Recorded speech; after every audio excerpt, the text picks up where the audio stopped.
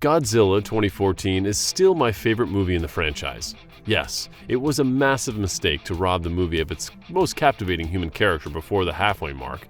Yes, I wish Godzilla was more central to the plot. There are certainly things I would change about it. But even if I do enjoy over-the-top monster action, I definitely am a Godzilla fan that gravitates towards the more serious versions of the character. I think Gareth Edwards did an amazing job of making Godzilla and his prey look, sound, and feel absolutely massive. He was deliberate in how he chose to shoot the action, his rule being that you can only show the monster from human viewpoints, very rarely breaking that rule to accentuate certain dramatic beats. That's why I've been grumpy to see the following movies in the MonsterVerse move further and further away from the sensibilities of the 2014 origin. For me, it came to a breaking point with Godzilla vs. Kong, when suddenly we were dealing with wormholes leading to subterranean realms. Still don't understand how it's not pitch black down there. Spaceships and mustache-twirling cartoon villains, it no longer felt like we were operating within the same universe as before. So going into Godzilla vs. Kong: The New Empire, I fully expected it to be brain-dead garbage. Having just gotten home from the IMAX premiere in my hometown, I can say I was at least half right. The movie is profoundly dumb, so stupid beyond belief that I feel like I need to watch the Transformers movie to inject some fine art into my life. Here's the thing though.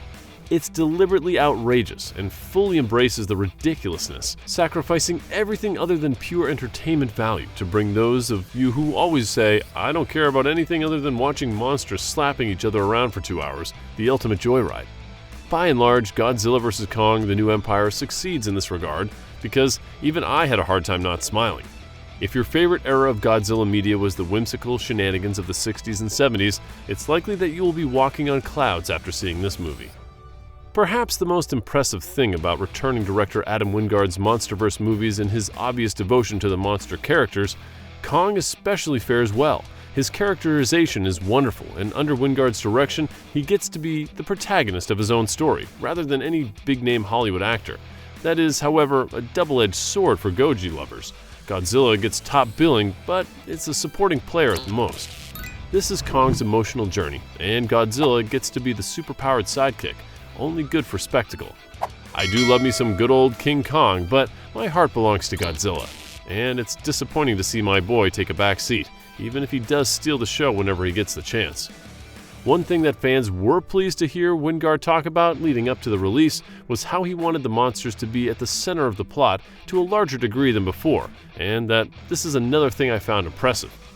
Whereas kaiju lovers are used to having the monsters simply be a conduit for action and excitement, here they got to drive the actual story forward. There are several long sequences devoid of human presence, and since the written dialogue is genuinely horrific, the story is at its absolute strongest when it's conveyed by Titan agency and body language.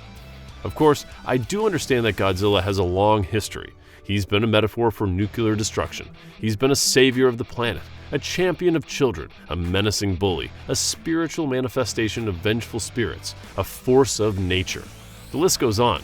And I'm convinced that his staying power lies in his malleable nature. Being a fan of the more light-hearted Showa era is just as legitimate as being a fan of the more thoughtful and cynical nature of Godzilla's origins. With this in mind, I try my best to not hold this movie's sillier story components against it. Where it's harder for me to hold back my old man yelling at clouds energy, however, is in regards to the movie's style, cinematography, and choreography. As I expressed earlier, I love the way Gareth Edwards frames his monsters, and the way he made them feel impossibly large. It wasn't only a matter of camera work neither. The animation did a lot to sell the scale as well.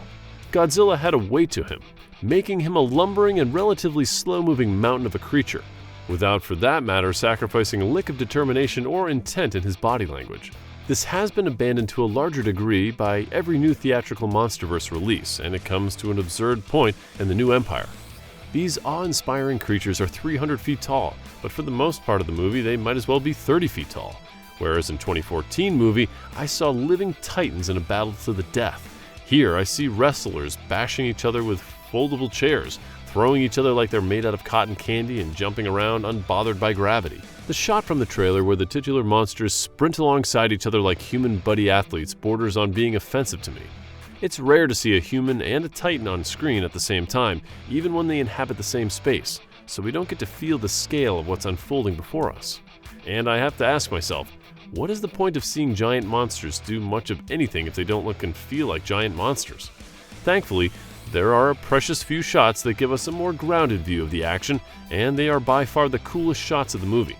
Unfortunately, the soundtrack is even more underwhelming than Junkies XL's musical contributions to Godzilla vs. Kong, which even then was a massive downgrade from the wonderful reinterpretations of classic Toho themes by Bear McCreary and Alexander Desplat's original and imposing score. On top of that, there are several licensed songs in there that, while not being quite as offensive as the licensed music in the last year's film adaptation of Super Mario Bros., still became an earsore for me. Additionally, I do have to say I'm not a fan of Godzilla's redesign. To me, his look up to this point was near perfect. I'm a proponent of the saying, if it ain't broke, and this is, in my opinion, a clear case of over-design where none was needed. The change in coloration is not the biggest issue, although I do prefer the regular blue, as I find the extensive protrusions and skin spikes the most off-putting. Initially, I found the concept of the next big bad of the MonsterVerse being an evil version of Kong to be a bit boring, but Scar King is probably the biggest pleasant surprise to me, even more so than King Ghidorah and Mechagodzilla before him.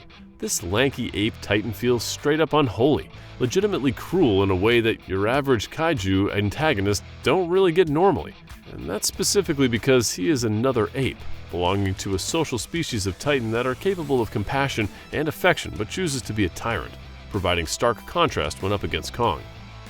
I thoroughly enjoyed every minute this butchering bastard was on screen. I won't say much about Shimo, considering how little she's been in the marketing, other than that I don't care much for her design and that she's the least captivating of the key Titan players. In the end, I did enjoy Godzilla vs. Kong, The New Empire, for its unapologetic bombast and characterization of the Titans, which is way more than I thought I'd be saying. Sure, I do think the MonsterVerse peaked early, and still Fresh Godzilla -1 is a genuinely great film, whereas this decidedly is not.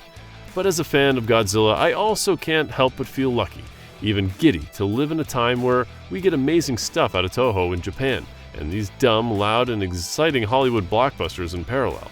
No matter what kind of Godzilla fan you are getting served, and we're all eating fucking well. Thanks for watching, and until next time, bye.